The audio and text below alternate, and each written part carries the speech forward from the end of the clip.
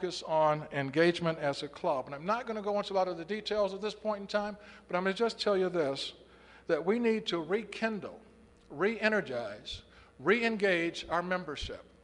And that's what we will be focused on in 2009 and 2010. And let me also say, there's no doubt that we need to add some new members. Without a doubt, new members are the lifeblood of our club. But for anyone who has been in business like I have, you know that the cost of acquisition of new customers is significantly higher than the cost of retaining customers. And we have a membership base here that is resourceful, that is some of the leaders in their chosen fields, and we need to take advantage of that. You know, when I look at the declining membership of our club over the years, we at one time was a very large club. We're not necessarily a large club anymore in the eyes of how it's measured. But we are still one of the largest clubs in Zone 1. We still have one of the largest foundations in Zone 1, and we still have a lot to be proud of, and with just a little more effort, we can do some great things. This is why, in spite of all the challenges we face, whether it's the economy or the demographics or whatever it happens to be getting in the way of us growing our membership, I think we have some significant opportunities in 2009 and 2010. And I'm going to list 5 goals. I don't like to have pages and pages of goals. I like to have a short list that's very focused, because I think that will provide the most success for us. So our goals as a club for 2009, 2010, number 1 is to increase membership 1 member at a time. At the end of the year, we want to have net positive members. We're not going to put a specific number on that, but we're going to try to increase that as much as we possibly can. And we can do this, because 2 years ago, we finished with a net positive 1. I think with a renewed effort, with rekindled spirit, and re-energized club, we can blow that away. Our second goal will be increase our membership participation. And this is what I mean when I say that if we had more members participating, whether it is time, money, or both, we can really have a significant impact on this club and this community. The example I like to use is that you can have a club with 500 members, and 10% of those members are actively participating. But you can have a club with 300 members, and if 30% of those members are actively participating, the 300-member club is going to be significantly more effective. To have a year to increase our contributions in our foundation. We fell short this year for obvious reasons, but I think we can do that, and we don't have to come to our members and ask for a check every time. I think there's other ways to raise funds. We have a large corporate base here, and we have other avenues of obtaining money, and I think we need to explore all of those. And then finally, we need to develop a multi-year vision and strategy. You know, one of the beauties of being in a Rotary club is that every year you get to have many people get a chance to lead the club. And every year you change. But that's a downfall also, because every time you change leadership, you almost start over again. It's like stopping and starting. I think one of the things that we can do more effectively is to look at a multi-year plan and strategy that we can just hand off the baton and continue to move forward in the same direction. And then our fifth and final goal is to establish the runway to celebrate our 100th year in December of 2010 and have a heck of a lot of fun in the process.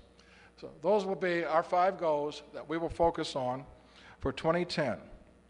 And there's obviously a lot of sub-goals and other activities that we'll be focused on, but we cannot accomplish any of that without the active engagement of our members. I think one of the reasons I like Rotary International is the theme it came up with this year, and you heard it earlier, and it is, the future of Rotary is in your hands. I like it because when you look at the picture that goes along with that, it symbolizes many hands, and all of those hands are working together in harmony to do good work. And to me, those hands represent, they start at my house and in my home, because my wife knows when I volunteer for something, she's going to be volunteering as well, but she's always been there for me, so I don't doubt that's going to continue to happen. But those hands also represent to me our staff led by Darlene Mass. They will work with our membership. Those hands represent our board of directors who work with our committee chairs to meet and exceed our goals in the coming year. Those hands also represent our committee chairs who will work with our membership to maximize the effectiveness of the goodwill and the benefits that we provide as a club. And those hands will clearly represent our membership who's engaged. Because I thought about this, and at the conclusion of my thinking, what I said was, we're not just Club 31. We're not just a Rotary club. We're not just one of 3,200 Rotary clubs around the world. This is our club. This is your club. This club belongs to us, and we have the future of this club in our hands. And I am very excited about the future of this club because, after all, the future of Rotary is in your hands. Thank you very much. At this time, I'm going to ask Doug Jackson, Bob Kopelke, and Jim McGivney to come up. Thank you.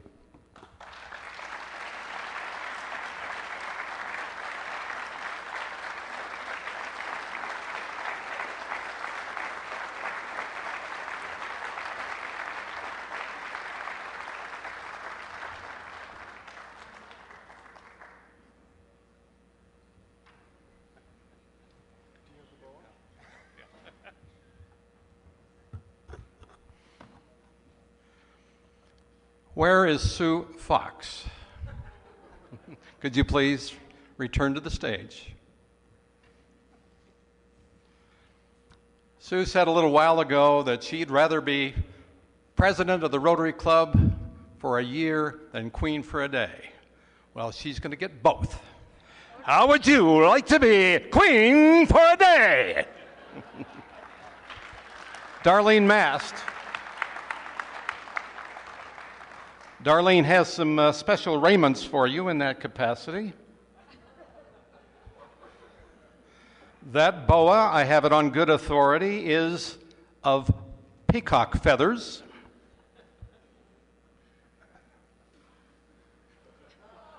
Here, of course, is your crown. Behind you is your throne. And your scepter is our traditional one because when you go from being the president of this club to the past president, it's very much like going from being a peacock to a feather duster. So, please sit back and relax, Your Majesty. Well, I'm delighted to be here at this totally awesome Rotary Club of Denver's Changing of the Guard, and I'm especially pleased to be able to participate in the tribute to President Sue Fox because I've always felt that we had a lot in common. Sue and I are both lawyers. We are both Virgos. And for both of our Denver Rotary presidential years, they had to cut the legs off the podium so we could see over. I guess I'll have to glue them back on for Roland's year. My assignment was to provide a brief biography of our outgoing prez. So here goes. Susan Rogan Fox was born in Racine, Wisconsin, but grew up and went to high school in Des Moines, Iowa. Des Moines is an exciting place, as we all know. For example, just yesterday, the Denver Post carried a story with a Des Moines dateline. Quote, Iowa State Fair organizers announced Tuesday that they will have a statue of Michael Jackson made of butter. Well, my guess is that one of these days, Des Moines' favorite daughter, Sue, might also be rendered in butter for all the kiddos to behold at the state fair. A well-deserved tribute, just like this one today. It will come as a surprise to no one in this room that at Valley High School in Des Moines, Sue was not only a Valley girl, but also a cheerleader. She's been leading cheers all this year, and I'm confident that at the end of this meeting, she'll do several spectacular rah-rah cartwheels. That'll be all over, and I can't wait. Sue attended Southern Methodist University, where she was a member of the Delta Gamma sorority. Shortly after graduating, she married Phil Fox, and the two of them joined the Peace Corps and headed off to Liberia, where she taught in an elementary school.